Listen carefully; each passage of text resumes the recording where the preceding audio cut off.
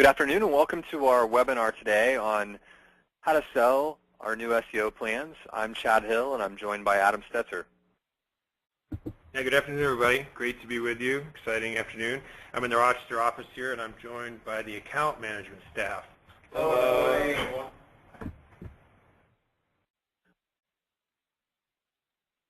Well, let's start off by talking about the difference between features and benefits. In SEO, we deal a lot with features, and sometimes people forget to talk about benefits. But let's go through both of them here.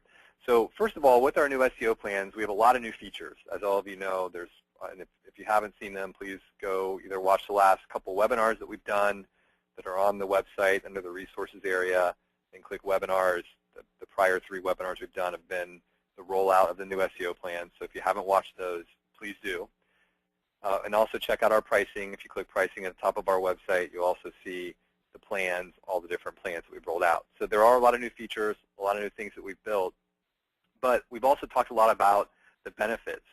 And in the lead up to the rollout of the plans, we talked about how over the last year there's been a ton of changes in our space, in the search engine optimization space, all the different reasons that you're going to want to enhance your content marketing and make the turn from link building to content marketing and really focusing on doing stuff for end user value that audiences will like and enjoy that you can then use for sharing and earning links back to your website. And of course, when you're out there and you're talking to customers, you don't want to just focus on, let me show you how many articles you get and how many links that might equal. You want to be thinking about talking about the benefits of why you're talking about articles and different pieces of content you might write. But let's start with features, since this is often where people focus and want to get into details. Just so everyone knows, we have 3 new buckets, pretty big buckets of features that we've developed. The biggest one, which is really starting to take very nice shape as we've had the new plans being signed on, is the on-site implementation. So the first big change is that we're including it in all of our local SEO and SEO plans. It's also being done in the first month along with all of the content marketing. So that's a big advantage that you want to make sure you really promote, because a lot of the other people in the space are taking the first month, 2 months. In some cases I've seen proposals going out even for more than 2 months to do all the on-site implementation before they even get around to starting to think about what kind of content marketing and earning links can we do to build a domain authority. So big feature and also a benefit because it's going to help you accomplish your goals quicker. We've also included website copy edits in the on-site implementation. So we'll take a couple of your pages and we'll actually go through and make suggestions on copy changes in addition to the title and description that we're already doing. So all that's being done. And then the really cool thing is we're taking all that information, and most of you on the webinar, if you haven't seen them, you'll be seeing them very soon. You'll start to skip these links back that allow you to click through and look at the detailed project requirements questionnaire that our analysts have filled out, that then all you have to do is review it, make sure it's in agreement, that it agrees with everything you would want to do. You hit sign off on the PRQ, and then our team can go implement it. That's a really great new feature, again, a benefit too, because we're doing it in the first month. Another thing we're doing is we've included a $10 phone credit in all of our plans. So again, another nice reason to be using our phone tracking and really understanding what kind of calls and results the client's getting from their website. Moving on to some of the new content types, we've added on-site blogs into most of the plans, not all of them. Some of the lower price plans don't have an on-site blog, but most of them do. We've also completely relaunched our premium writer group. We have a nice sell page and that you can refer to learn more about that program. We've added a new infographic content type, and I've seen some of the sites that we're syndicating these to. The infographics look really, really good, so I think this is going to be an awesome thing. And we actually even have some clients starting to use those infographics on their websites. So again, going back to creating real end-user value, this is a really, really cool new feature that I don't think a lot of people are doing, especially at the price point that we're talking about here. Videos, same thing. The videos that we've been putting out over the last month and a half now, they're also looking really nice. Starting to see them getting syndicated out, getting hosted on YouTube. We even, again, have some clients asking to put them on their websites. So again, this is really, really good stuff.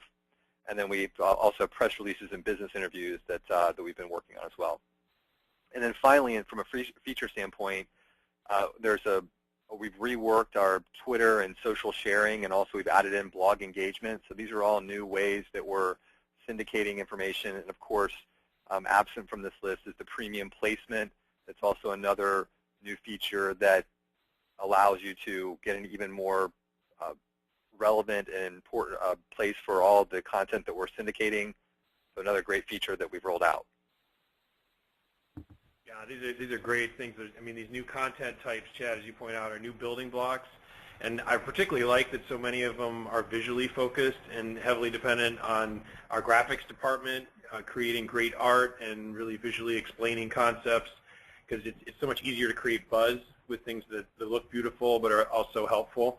And of course, the new syndication process, I think, lends itself to creating more buzz. So great building blocks and the content types, new ways to push it out and get noticed. I think this is all great. One question for you, Chad, that came in the chat window while you were covering this.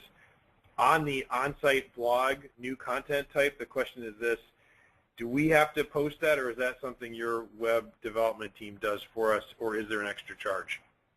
That's a great question, and I will answer it. And actually, let me just pull up a browser here.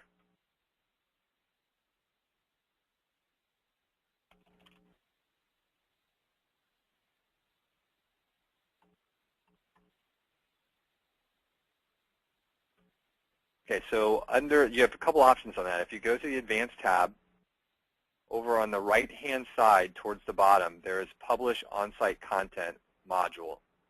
And Adam, I just want to make sure you guys can see my screen, correct? Yeah, actually, we cannot, Chad. I'm glad you asked that. No, we're still seeing the slide view of slide 3 of 11. Okay.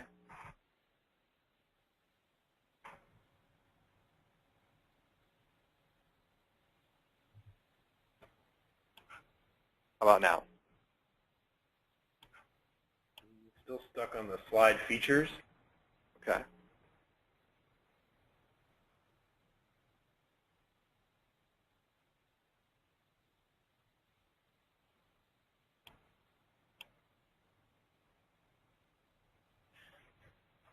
All right, great.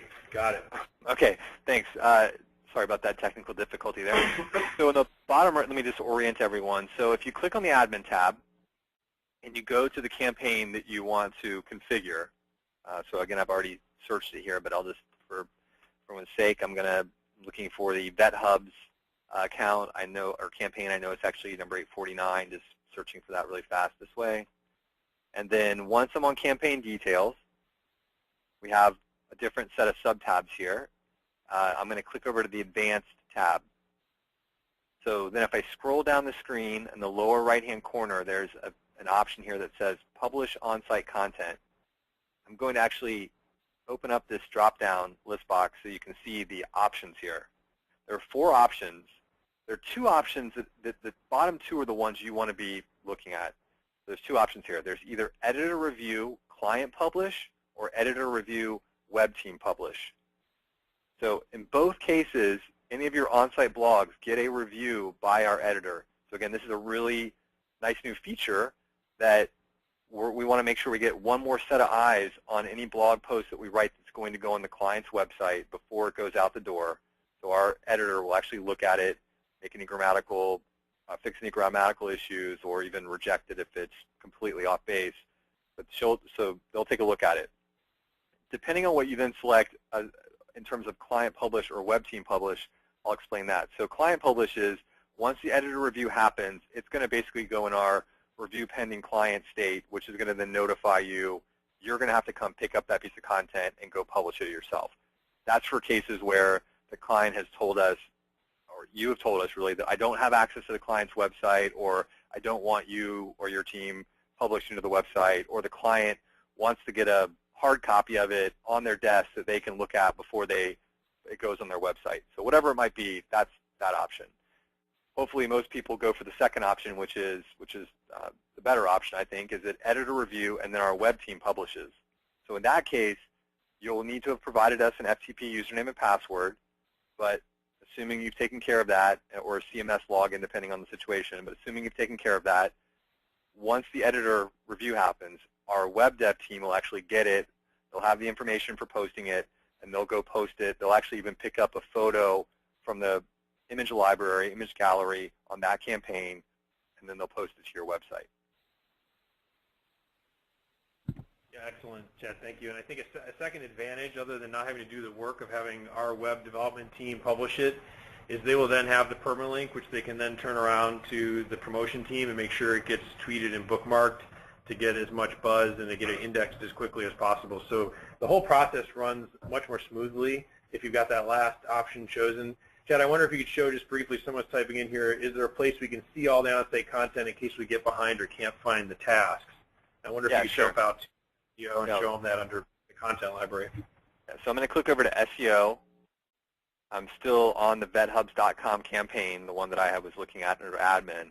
I'm going to click on the content sub-tab here on the right, and then you'll see that there are actually several new options here. It used to just say totals by keyword, and then I believe it was syndicated content. So we've actually added in an on-site content option. You also have, this is where infographics will show up and also videos. This campaign doesn't have any, but you'll also be able to get those, the information about that content. And then syndicated content is any of the content that we're using for content marketing off the website. Excellent. Thanks, Chad. And just to reiterate, there's no extra cost for our web development team to post those. That's built in. So it's use it or lose it. That's why we highly recommend doing this. It's more efficient, gets it put on the client's website at no cost, and it gets it tweeted and into RSS feeds and bookmarked, again, at no additional cost.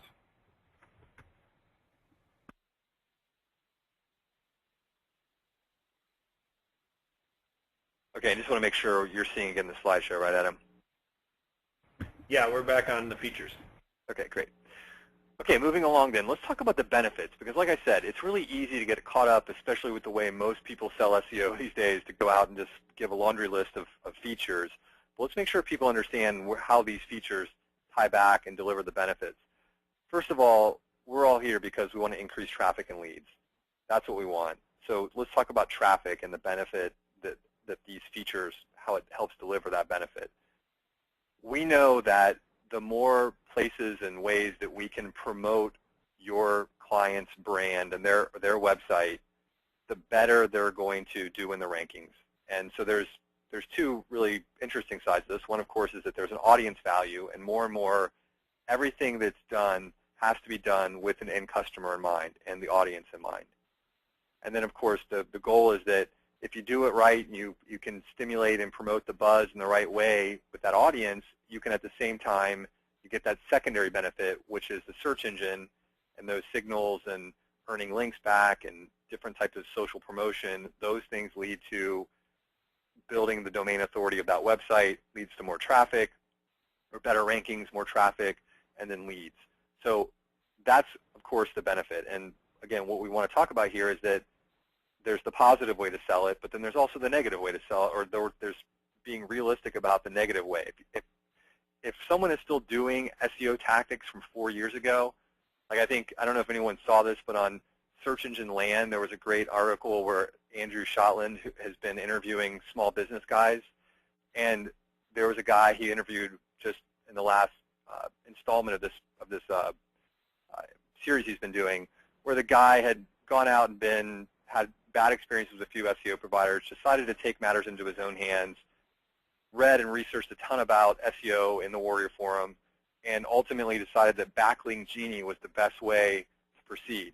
So this guy was chugging along doing great with SEO, but he was years old and was completely annihilated by Penguin, and he's sort of saying, what do I do next? So we always want to focus on the positive, right? You don't really want to sell and scare people. I don't like that very much. Focus on the positive, which is we're building real end-user value. This is stuff that you can share and build a library of content. But at the same time, you want to be careful and make sure people are aware that you can't be doing the same things you were doing 3 or 4 years ago. Even if they've worked for you in the past, they're not going to work for you much longer. That leads into the second point here, and I've already mentioned it, about creating compelling content with end-user value.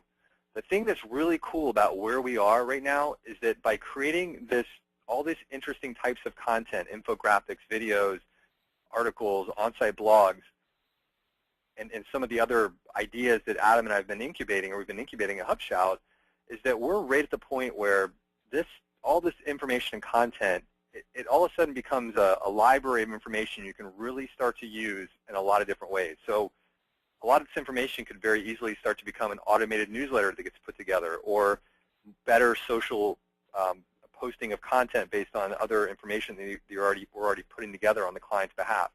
So it's really cool, and I think that what we see where the people who don't do really well on the social side or end up having complaints about doing social media are the people who don't have any content to promote and share, and so then they sort of feel like, well, I'm sharing one of my competitors' information. The cool thing, the benefit here is that you're actually building that library of stuff that you can start to share, that your client can start to share, and that's where this industry is going. So it's really great to have that as a benefit. Another thing that I wanted to mention is that we're adding in a lot of different premium options that, and this is similar again to the last point, but we have some premium options where this library of content can go. You now have information you can use on your website, post to social media, and then of course distribute through email.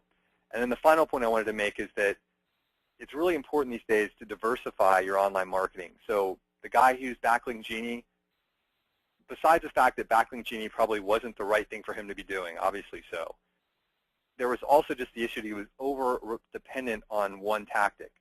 So by adding in things like infographics and videos and more on-site optimization and adding on-site updates to the website, you're just diversifying your tactics so that if at any point something that was happening doesn't carry the same weight or strength as it once did, you have other legs to your stool so that you basically aren't just falling down and going back to zero. And I think those are some of the benefits we have, because we've had some people that have called in saying, well, hey, I'm having a hard time figuring out how to sell these new plans. And we're looking at it going, gosh, the stuff we're doing with these new plans is so much cooler than what we had in the plans that we just retired. We're thinking like, hey, has people really, if you start to see this information, these new content types coming in, it's going to sell itself because it really is cool stuff.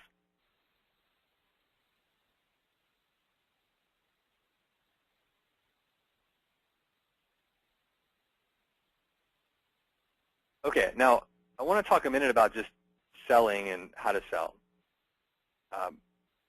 Again, I mentioned before that SEO is often very feature-oriented. So you typically go out, and at least this is what you see on the web. You go out and you go to an SEO company, and they have a list of a lot of different things that they're doing. I always refer to a lot of that stuff as window dressing, because a lot of the stuff that they're doing actually doesn't really have a lot of value, right? They're populating keyword tags and doing alt tags on images. Yes, it has some incremental value, but it's not what really is going to drive the rankings of a website. And another thing is that there's a lot of links without really explaining the value of the links, right? So it's like, I'm going to build 3,000 links for you, but no one really even understands why that matters. So what I think would make a lot of sense, and what we've always done at HubShout, whether we're training a new person that's joining our team or a new reseller, is that we always really want to sell and educate our customers, clients, reseller partners around the idea of why this stuff how it all kind of fits together and why it matters, right? Because if you're a small business guy and you're busy, you don't really, to you, if you're looking at two charts and two comparisons, the one that has more looks like a better deal. So that's why we're going to get to some of the collateral we have, but that's why you really want to focus on the idea that content marketing is a great way to not only build your rankings and improve your traffic from search engines, but it's a great way to sort of build that library of information that you can use for other marketing purposes. The other thing,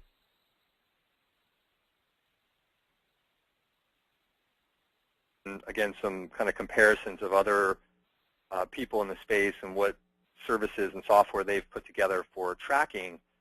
And I still believe that what we've put together is really great for actually measuring the results from the campaign. So whether it be, and we had a great forum thread recently on phone tracking and why you should use it.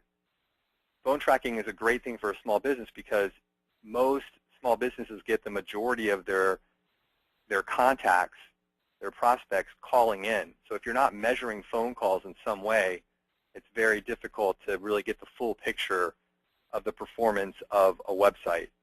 And then the other thing, of course, is just measuring web-to-lead forms and being able to track that, which, again, we've done in the dashboard.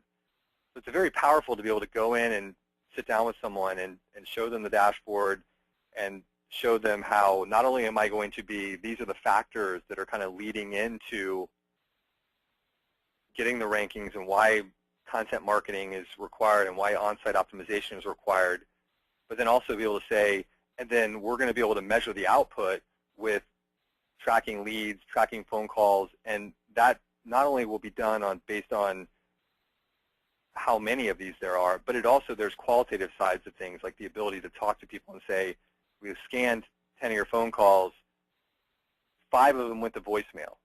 So we don't know whether that person was good or bad, but all we do know is that if half of your phone calls are going to voicemail, that's really bad because who knows whether they're not leaving messages, where are they going? Were those potential customers or not? So that's, I think, one thing that you can do, and I want to talk a little bit about now how some of the materials we put together to help you do that. So let's talk about the marketing collateral and some of the email campaigns that we've put together. There are forum threads, and if you search on the forums, if you go to our resources tab and then forums, and you search for sales collateral debut, it's a relatively new thread. But the last post in there, Ellen put a link to our 4 new pieces of marketing collateral that have been updated with the latest packages that we put together, so the Real SEO program. So there's one on SEO, there's one on local, there's one on paid search, and there's one on premium. And Ellen told me today that we're almost done with one on social media as well. So these are great resources. We've done them all in Word so that it's easy for you to download that and to replace our logo with your logo. So it takes you a few minutes to go through them and customize them. But we've always found these are great ways just to have a nice leave behind that you're able to have your client actually be able to review and learn a little bit more about the service.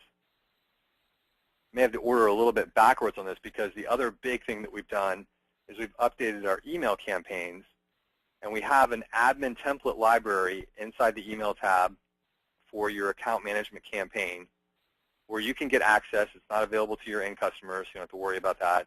Or you can get access to a series of email templates that are either great for an autoresponder campaign. And then the other thing we do is we actually take the Search News newsletter each month, and we also put that aren't active customers. You can take that Search News newsletter that we write every month with kind of current events, and you could also take that and send it out to your customer. Materials that we think can really help educate prospective customers and then get them to the point where they're ready to get a proposal.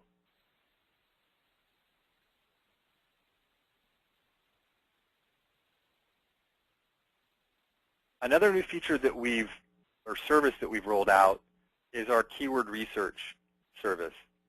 So we've had a number of people who are looking for a little bit more time, maybe don't have the time themselves to do the keyword research or use the research tool, and so they're asking us to do it. So we've put together a program where for $50, one of our SEO analysts will spend an hour, and they'll go through and they'll take, you have to provide us, but you have to tell us, basic objective, 1 or 2 competitors is very nice, a rough idea of budget, although sometimes, like in this case, the client didn't have a budget, so we just gave it some different cuts in terms of easy, medium, and difficult. But what we did is we went out and we grouped together some different keywords in their space, found some competitors. We put it together in a spreadsheet first, and then we actually typed up a little opportunity. The opportunity for this space is the following, put together a couple paragraphs, and then inserted the keyword research into one of our proposals. And so essentially our goal here is to get you proposal ready for $50. And then what we're going to say is that if you are able to sell that work, then basically we're going to refund that $50 back to you when you bring that campaign on. So we think the idea here is use us when you need us. Yes, it costs a little bit of money, but we're going to give that back to you. And the idea with it is that we can take some of the time that you maybe are spending, that out on the working on selling and getting new leads. We can spend a little of that time helping you build out these proposals so that you can get them out faster.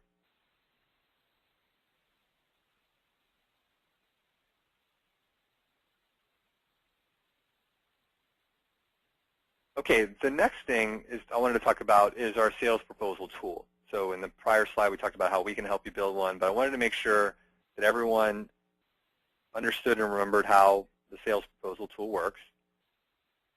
When you first sign on as a reseller, you need to set up your master proposal template.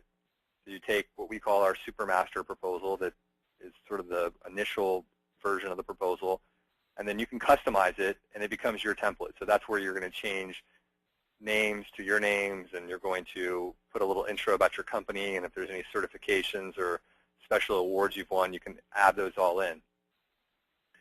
Same thing if there's a special approach you take to pay-per-click or websites or whatever it is, you can customize that there. And then that master template will become the baseline for any future proposals that you create. And I know we have some customers who are using the proposal tool every day, several times a day, and we have some people who haven't really tried it out. But we still believe it's a great way of being able to put together a proposal. We've built in some keyword research capabilities so that you have the ability to go in and find, by using competitors or by adding keywords yourself, you can find relevant keywords for your business and build up a proposal and then actually share it with your customer online. So we can create a username and password and have them link through and come back to the website and view the proposal.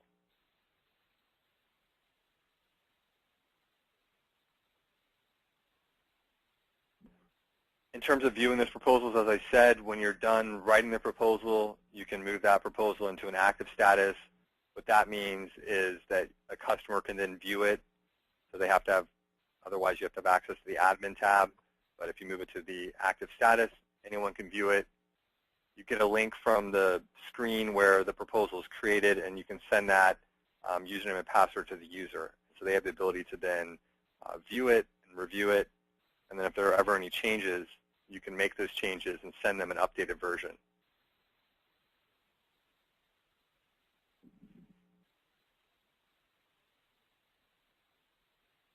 Okay, I have one other operational update that I wanted to make everyone aware of. So Adam, I don't know if we have any other questions regarding some of the sales, collateral, and support. Yeah, we do have one sales question that probably get a few chuckles that you should probably cover. So this person wrote into the chat window, when we convince a client, do we assure them the #1 ranking, or should we just say page 1?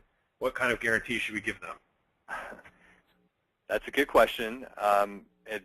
It's a fair question because there's still a lot of people out there that are promising rankings. I don't think you can never guarantee anything in terms of rankings, page 1, position 1, page 2 or 3. It's just if you read the #1 bullet in the Webmaster Guidelines on Hiring and SEO, it says run from any firm that's guaranteeing or telling you they can accomplish a ranking. So I think you have to basically move. You can't do that. I know other people do, and I think the best thing to do is to refer back and say, be very careful of a company that's guaranteeing it, and let me explain why that's not possible. They don't control the rankings, and let me explain usually the trick they're using. So here's what they're usually using.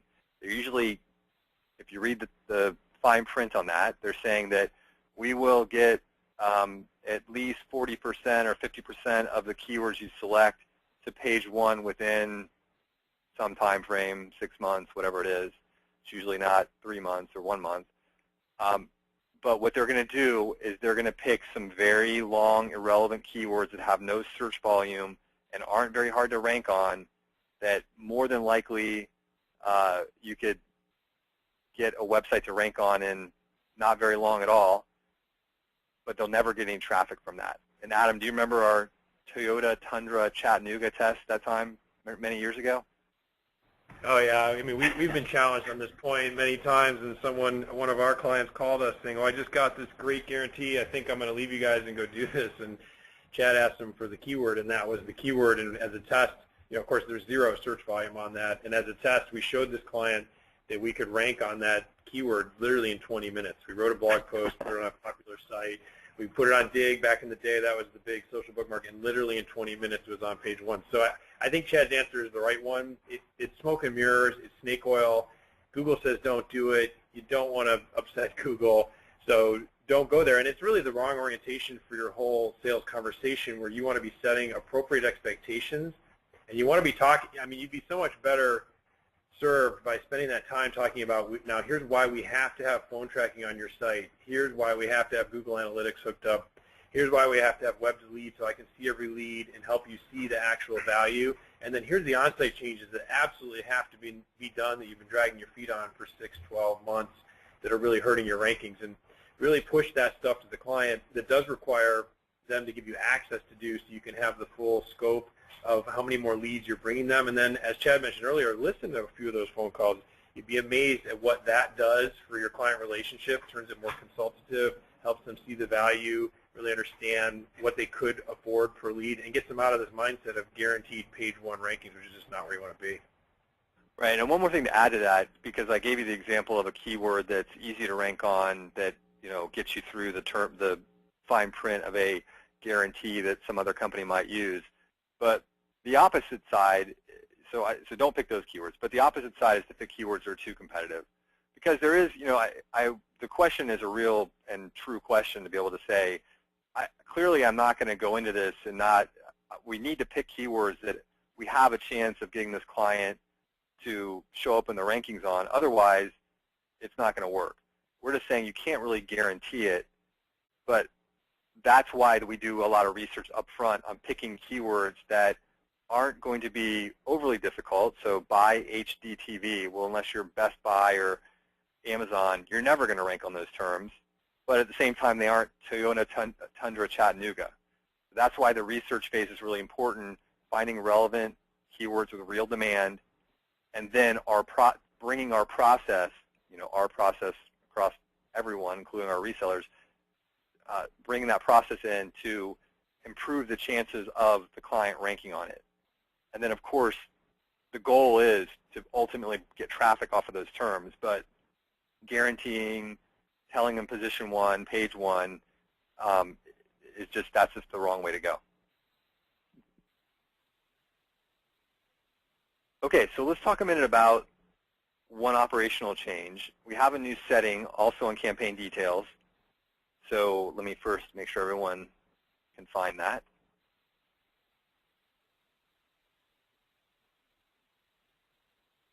So I'm going back to admin,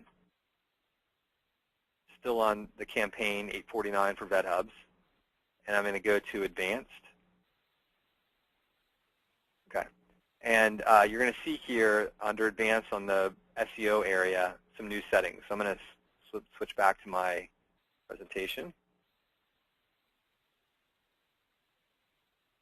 And the main new setting is this setting that says keyword anchor text, and there's 2 options in there. There's topic and target.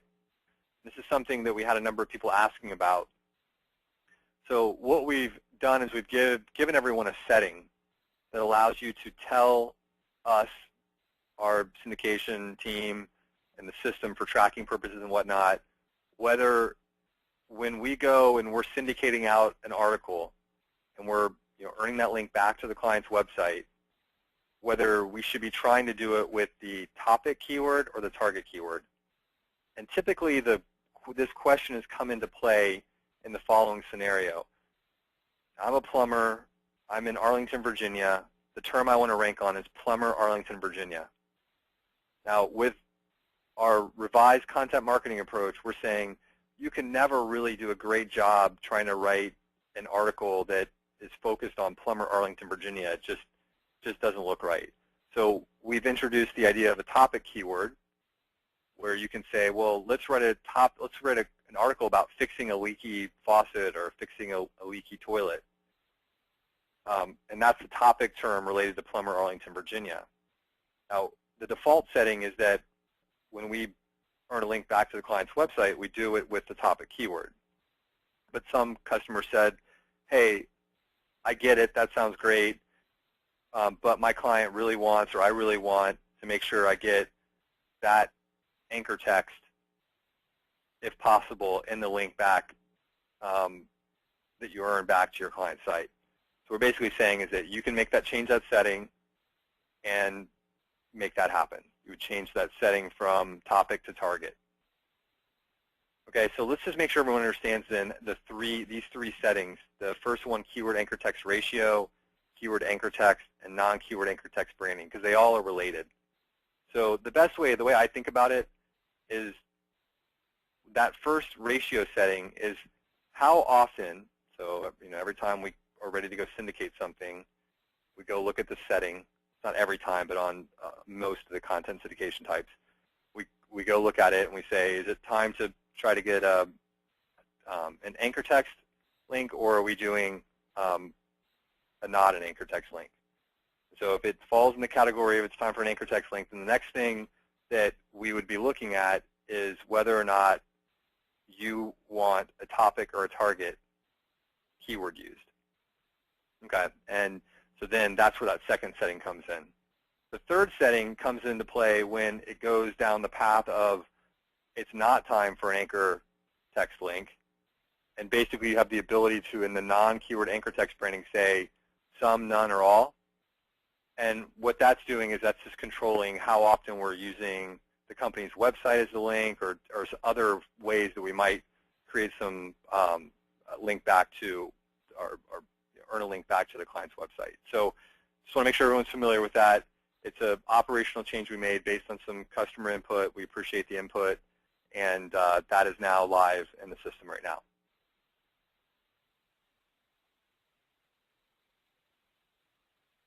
Okay, excellent. Well, this was a short one today. We've got this will be going up tomorrow. Appreciate everyone's time today. Please let us know if you have any questions. Be sure to continue the conversation in the forum, and we look forward to talking to everyone in a couple weeks. Yeah, thanks, everybody. Have a great day.